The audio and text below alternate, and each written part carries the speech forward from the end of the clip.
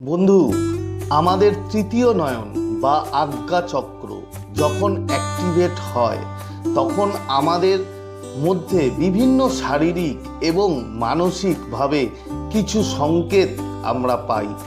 তো সেগুলোর মধ্যে তিনটে সংকেত আমি বলবো, যদি তুমি পাও তাহলে তুমি ধরে নাও যে তোমার যে তৃতীয় নয়ন, যে আজ্ঞা চক্র, ঠিক আছে, থার্ড আই, সেটা অ্যাক্টিভেট হচ্ছে এবং তুমি একটা চেতনার উচ্চতর স্তরে গিয়ে পৌঁছাচ্ছ। তো সংকেতগুলো কি?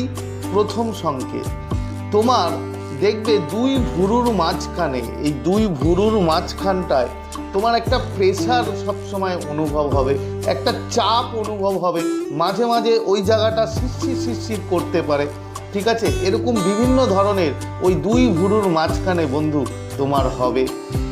এর পরের সংকেত কি? এর পরের সংকেত হচ্ছে তুমি দেখবে যে তুমি যখন স্বপ্ন দেখো তখন ওই স্বপ্নটা মানে তোমার বাস্তবে পরিণত হওয়ার চান্স ম্যাক্সিমাম থাকে এবং তুমি বুঝতে পারো যে তুমি সেটা স্বপ্ন দেখছো। এবং বিভিন্ন রকমভাবে তোমার চোখের সামনে, তুমি ধরো যখন ধ্যানে বসছো তখন তুমি চোখ বন্ধ করলেই দেখবে তোমার চোখের সামনে নীল রঙের ডট লাইট মানে বারবার দেখতে পাচ্ছ, কিংবা কোনো জ্যামিতিক নকশা বিভিন্ন রকমের তোমার চোখের সামনে বন্ধু ভেসে উঠবে।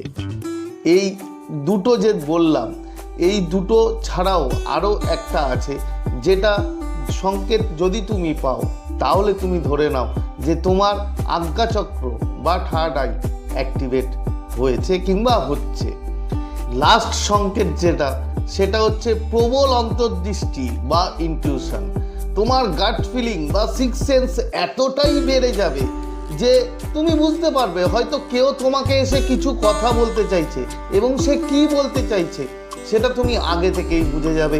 তুমি কোনো কিছু হওয়ার আগে তোমার মনে সেই উত্তরটা চলে আসবে যে এটা হতে পারে। এই যে গাট ফিলিং, প্রবল অন্তর্দৃষ্টি বা প্রবল ইনটিউশন, তোমার মধ্যে কিন্তু বন্ধু এই চেঞ্জেস আসবে। যদি এমনটা হয় তাহলে তোমার থার্ড আই, তৃতীয় নয়ন বা আজ্ঞাচক্র, সেটা কিন্তু অ্যাক্টিভেট হচ্ছে।